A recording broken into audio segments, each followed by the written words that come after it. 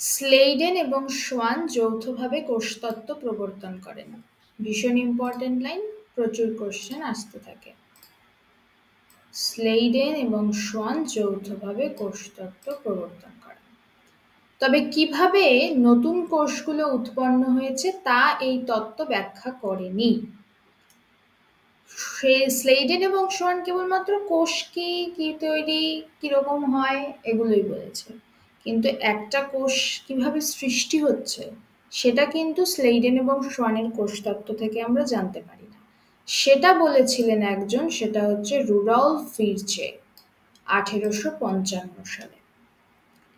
তিনি সর্বপ্রথম ব্যাখ্যা করেন যে কোষগুলো বিভাজিত হয় এবং নতুন কোষগুলো দেহে আগে থেকে উপস্থিত কোষগুলো থেকে উৎপন্ন হয়।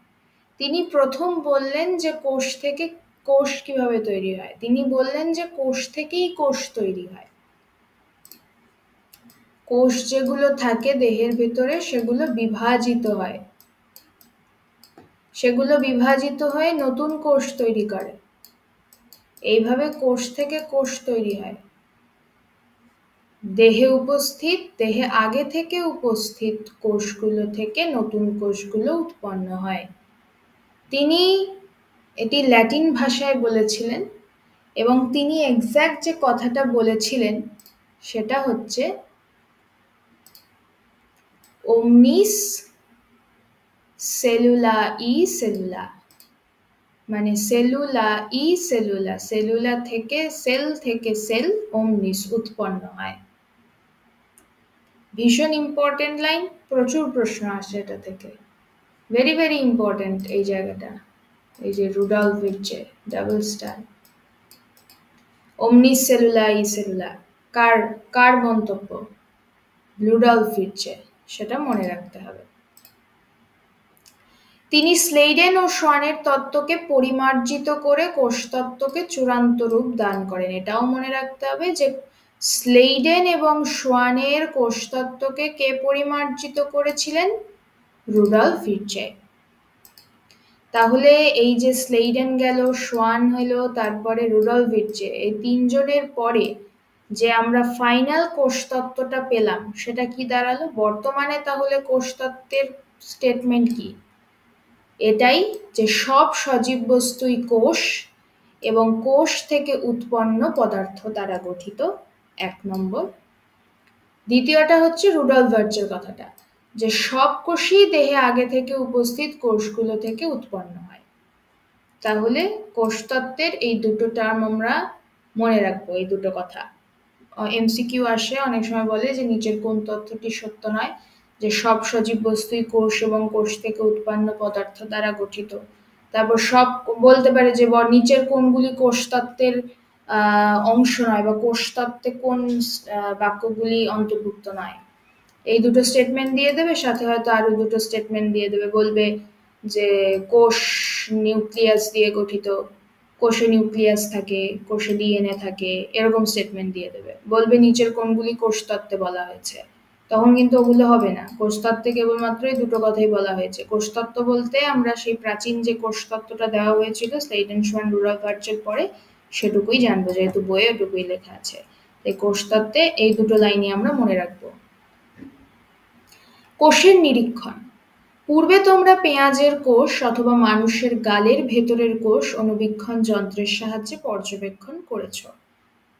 বায়োলজি ল্যাবরেটরিতে এই পরীক্ষাটা মূলত হয়, যে মানুষের গালের কোষ বা ঠোঁটের কোষ নিয়ে বা পেঁয়াজের কোষ নিয়ে অণুবীক্ষণ যন্ত্রের তলায় পর্যবেক্ষণ করা হয়।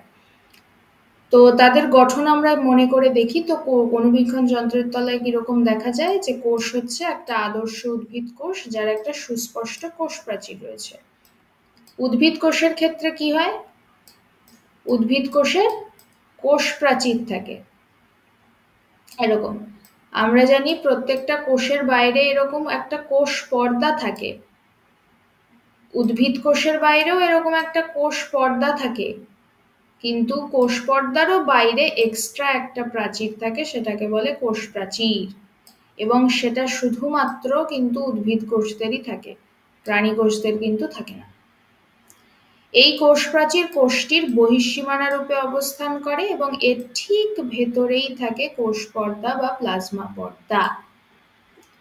মানুষের গালের ভেতরের কোষ যদি বলি তাহলে কি, সেটা একটা প্রাণী কোষ, তাই প্রাণী কোষে তো কোষ প্রাচীর থাকবে না। তাহলে প্রাণী কোষের সীমা নির্দেশকারী মানে সবচেয়ে বাইরের কোষটা কি, মানে কোষের সীমানা যে নির্দেশ করছে, সেটা হচ্ছে একটা বহিঃপর্দা মানে প্লাজমা পর্দা বা কোষ পর্দা। প্রতিটি কোষের অভ্যন্তরে অবস্থিত পর্দাবৃত ঘন সন্নিবেষ্টি গঠনটিকে বলা হয় নিউক্লিয়াস। ইম্পর্টেন্ট লাইন এইভাবে দিয়ে দেয়,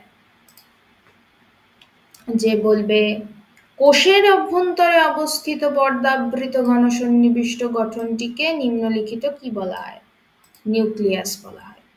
এর অর্থ কি, যে এই যদি আমাদের একটা কোষ হয় বা সেল হয়, তার বাইরে এরকম কোষ পর্দা তো থাকে, এরকম পাতলা পর্দা হয়, গায়ে গা লেগে থাকে এরকম। প্রাণী কোষ হলে শুধু কোষ পর্দাই থাকে, আর উদ্ভিদ কোষ হলে বাইরে একটা কোষ প্রাচীরও থাকে। তো এই কোষ পর্দার ভেতরে ঘন সন্নিবিষ্ট, একদম ঘন সন্নিবিষ্ট একটা পর্দাবৃত, মানে এই জিনিসটারও একটা বাইরে এক্সট্রা পর্দা থাকে, জিনিস একটা থাকে। তো সেটাকে কি বলা হয়, সেটাকে আমরা নিউক্লিয়াস বলি। ঠিক আছে, থাকে, প্রত্যেক কোষে থাকে, উদ্ভিদ কোষ প্রাণী কোষ সবকিছুতে থাকে। তো এই নিউক্লিয়াসের ভেতরেই ক্রোমোজোম থাকে। আমরা জানি ক্রোমোজোম কি, ক্লাস 9-10 এর বায়োলজি থেকে আমরা পড়ে আসছি হোয়াট ইজ ক্রোমোজোম, যা বংশগত বস্তু বা জেনেটিক ম্যাটেরিয়াল ডিএনএ কে ধারণ করে। ডিএনএ তে জিন থাকে আমরা জানি, যার তথ্যই বংশের পর বংশ চলে আসছে বলে একটা প্রজাতির অস্তিত্ব বজায় আছে। আজও পৃথিবীতে প্রজাতিগুলোর অস্তিত্ব বজায় আছে একমাত্র এই জিনের জন্যই, ডিএনএর জন্যই, যা থাকে ক্রোমোজোমে, আর ক্রোমোজোম থাকে নিউক্লিয়াসে। তাহলে এখান থেকে আমরা কিন্তু এটা মনে রাখবো যে নিউক্লিয়াসে থাকে ক্রোমোজোম, ক্রোমোজোমে থাকে ডিএনএ, আর ডিএনএ তে থাকে জিন। এটা মনে রাখতে হবে। যেসব কোষসমূহে পর্দাবৃত নিউক্লিয়াস থাকে তাদের ইউক্যারিওটিক কোষ বলে, আর যেসব কোষসমূহে পর্দাবৃত নিউক্লিয়াস থাকে না তাদের প্রোক্যারিওটিক কোষ বলে। Very very important, very very important. তাহলে ইউক্যারিওটিক কোষে পর্দাবৃত নিউক্লিয়াস থাকে, আর প্রোক্যারিওটিক কোষে পর্দাবৃত নিউক্লিয়াস থাকে না। এর অর্থ কি, এটা ধরলাম আমাদের ইউক্যারিওটিক কোষ, আর এটা হচ্ছে প্রোক্যারিওটিক কোষ। তাহলে কি হচ্ছে, দুটোই একটা কোষ, কোষ আছে, কোষের পর্দা আছে, ঠিক আছে। ইউক্যারিওটিকের ভেতরে কি হয়, এরকম নিউক্লিয়াস থাকে, প্রোক্যারিওটিকের ভেতরে নিউক্লিয়াসটা একটু এভাবে থাকে, ঠিক ওরকম থাকে না, এইভাবে থাকে। আর আচ্ছা, তাহলে এটা দেখলাম আমরা ইউক্যারিওটিক কোষ, আর এটা প্রোক্যারিওটিক কোষ, ঠিক আছে। তো ইউক্যারিওটিক কোষের ক্ষেত্রে কি হয়, যে এরকম কোষের ভেতরে যে নিউক্লিয়াসটা থাকে, সে নিউক্লিয়াসটার বাইরে একটা পর্দা থাকে, নিউক্লিয়াসটার বাইরে একটা পর্দা থাকে, তার ভেতরে নিউক্লিয়াসের জিনিসপত্রগুলো থাকে, ক্রোমোজোম টোমোজোম ডিএনএ। তো সেই পর্দাটাকে বলা হয় নিউক্লিয় পর্দা।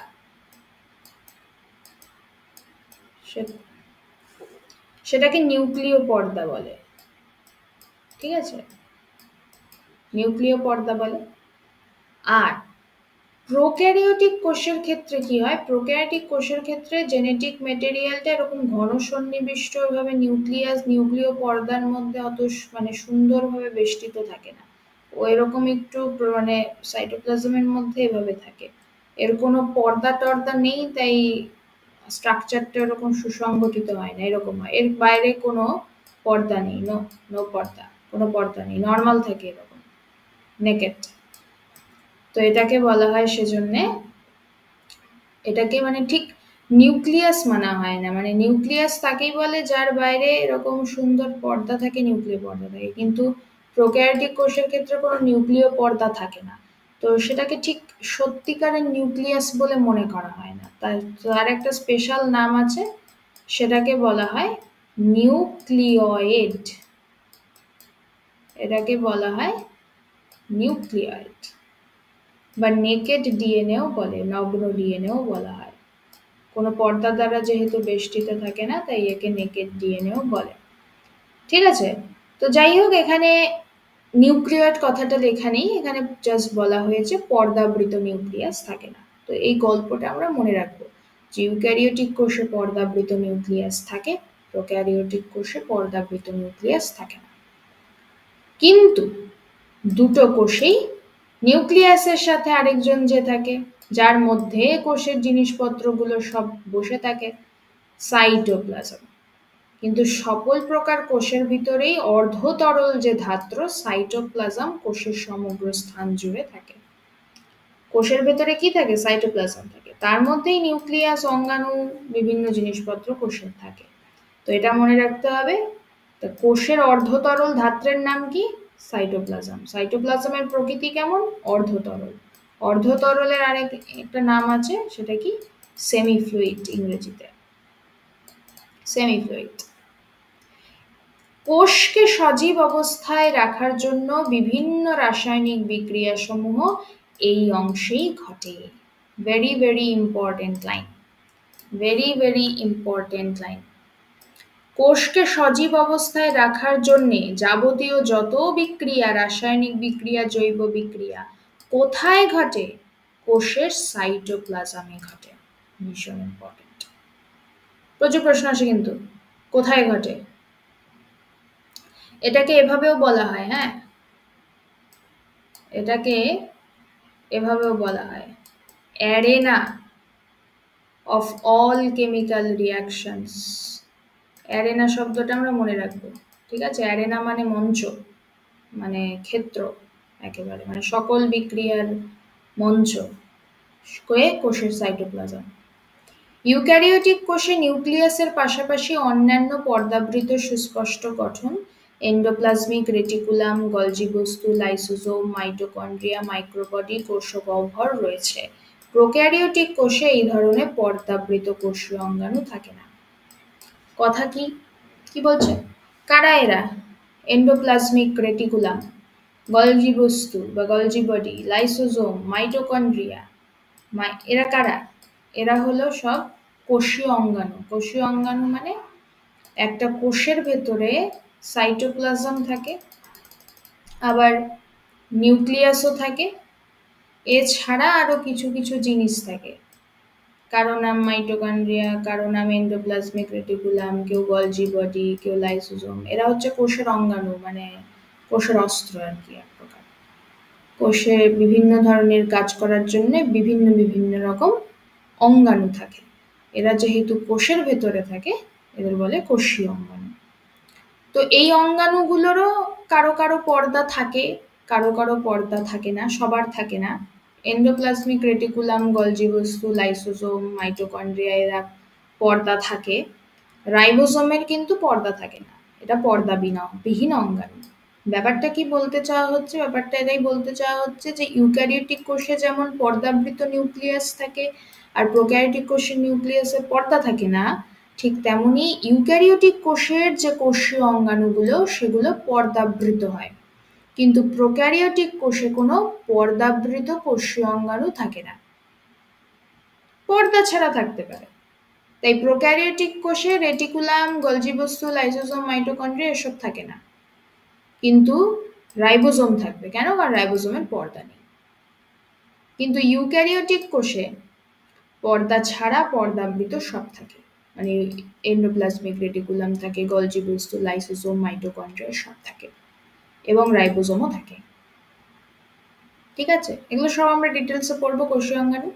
মাইক্রোবডি কি? মাইক্রোবডি হচ্ছে সেরকম কোনো জিনিসপত্র না, মানে ছোট ছোট যেগুলো জিনিস তৈরি হয়, যেমন বিক্রিয়ার ফলে যে জিনিসগুলো তৈরি হয়, খুব একটা কাজের কিছু না, ছোট ছোট এরকম কিছু বডিজ জমা হয়, মানে কিছু ফ্যাটের কণা, কিছু প্রোটিনের কণা, এরকম কিছু কিছু জিনিস জমা হতে থাকে। তো ছোট ছোট, ঠিক স্পেসিফিক কোনো অঙ্গাণু নয়, ওরা পদার্থ জমা হয়। কারো কারো কোনো কাজ থেকে থাকে না। তো তাদেরকে মাইক্রো বডিজ বলে, মাইক্রো বডি মানে ছোট ছোট বডিজ। আর কোষগহ্বরের একটা খুব পরিচিত নাম হচ্ছে, সেটা হচ্ছে ভ্যাকুওল। ভীষণ পরিচিত নাম এটা কোষগহ্বরের, ভ্যাকুওল। কোষগহ্বর, কোষগহ্বরের নাম হচ্ছে ভ্যাকুওল। ভ্যাকুওল ইউক্যারিওটিক কোষেও থাকে। আচ্ছা, ভ্যাকুওল ইউক্যারিওটিক কোষেই শুধু থাকে কেন? কারণ ভ্যাকুওলেরও পর্দা থাকে। এরকম কোষ হয় তো, এরকম কোষের ধরলাম এই সাইটোপ্লাজম আছে এরকম, এখানে নিউক্লিয়াস আছে, কিন্তু এরকম একটা বড় ফাঁক তৈরি হয়। মানে ব্যাপারটা হচ্ছে সাইটোপ্লাজমটা এই এরিয়াটুকুতে আছে, এই এরিয়াটা, এইখানে কিন্তু সাইটোপ্লাজম নেই, এই জায়গাটা এয়ার, এয়ার নয়, এখানে রস থাকে কিন্তু সাইটোপ্লাজম থাকে না, ঠিক আছে? এরকম মানে বাবলস, যেমন একটা জলের ভিতরে বাবলস তৈরি হয়, জল জায়গায় জল থাকে না বাবলের ভিতরে, এয়ার থাকে, ঠিক তেমনই কোষের ভেতরে এরকম কিছু মানে বাবলের মতো জিনিস তৈরি হয়, ফাঁক তৈরি হয়, ওগুলোকে গহ্বর বলে। কিন্তু এগুলোর ভিতরে এয়ার থাকে না, একটা করে রস থাকে, সেটাকে স্যাপ বলে, ঠিক আছে? এরকম থাকে, এরকম থাকে। উদ্ভিদ কোষের ক্ষেত্রে ব্যাপারটা হয় যে এরকম ধরলাম কোষ, তার বাইরে কোষ পর্দা আছে, এরকম কোষ প্রাচীর আছে। তো উদ্ভিদ কোষের গহ্বরটা খুব বড় হয়, এরকম থাকে, মানে এই গোটাটা গহ্বর, ঠিক আছে? এই জায়গায় নিউক্লিয়াস, এই জায়গায় সাইটোপ্লাজম, অঙ্গাণুগুলো এরকম ছড়িয়ে থাকে, মানে মাঝখানে টোটাল পার্টটাই এরকম ভ্যাকুওল হয়ে যায়, গহ্বর হয়ে যায়। আর প্রাণী কোষের ক্ষেত্রে কি হয়? প্রাণী কোষের ক্ষেত্রে ছোট ছোট গহ্বর তৈরি হয়, এরকম ছোট বড় গহ্বর তৈরি হয়, ঠিক আছে? আমি কিন্তু প্রাণী কোষ উদ্ভিদ কোষের কথা বলছি, ইউক্যারিওটিক প্রোক্যারিওটিক না। প্রাণী কোষ উদ্ভিদ কোষ উভয়ই ইউক্যারিওটিক কোষ। ইউক্যারিওটিক মানে এক কথায় উন্নত কোষ, আর প্রোক্যারিওটিক মানে যারা একটু মানে ব্যাকটেরিয়া, উন্নত কোষ নয় যেগুলো, সেগুলোকে প্রোক্যারিওটিক কোষ বলে। উদ্ভিদ কোষ প্রাণী কোষ যথেষ্ট হায়ার লেভেল জীব, অনেক বিবর্তনের পরে উদ্ভিদ কোষ প্রাণী কোষের তৈরি হয়েছে, তো তারা ইউক্যারিওটিক কোষ। আর প্রোক্যারিওটিক হচ্ছে তারা যারা একদম সৃষ্টির আদিকালে ছিল, আদি জীব, তারা, তাদের অত ডেভেলপমেন্ট হয়নি। তো এদের ক্ষেত্রে প্রাণী কোষের ক্ষেত্রে গহ্বরগুলো এরকম ছোট ছোট হয়, গহ্বরের ভিতরে যে রসটা থাকে তাকে স্যাপ বলে। আর ভ্যাকুওল বা গহ্বরের যে পর্দাটা, সেটার নাম হচ্ছে টোনোপ্লাস্ট, এটার নাম হচ্ছে টোনোপ্লাস্ট, ঠিক আছে? তো এদেরও যেহেতু পর্দা থাকে, পর্দা প্রোক্যারিওটিকে থাকবে না, তাই ভ্যাকুওল মাইক্রোবডিরও পর্দা থাকে এক প্রকার, তো এই মাইক্রোবডি, কোষগহ্বর, এগুলো প্রোক্যারিওটিকে কিন্তু থাকে না। তাহলে এই জায়গাটা ভীষণ ইম্পর্টেন্ট, এখান থেকে এমসিকিউ আসতে পারে যে প্রোক্যারিওটিক কোষে মাইটোকন্ড্রিয়া থাকে, কথাটি সত্য না মিথ্যা, এরকম আসতে পারে, ঠিক আছে? আবার এখানে বলা আছে রাইবোসোম যেহেতু একটা পর্দাবিহীন অঙ্গাণু, প্রোক্যারিওটিকে থাকবে, প্রোক্যারিওটিকে আছে মানে ইউক্যারিওটিকেও থাকবে। কেন? কারণ প্রোক্যারিওটিক কোষ থেকেই তো ইউক্যারিওটিক কোষ এসছে।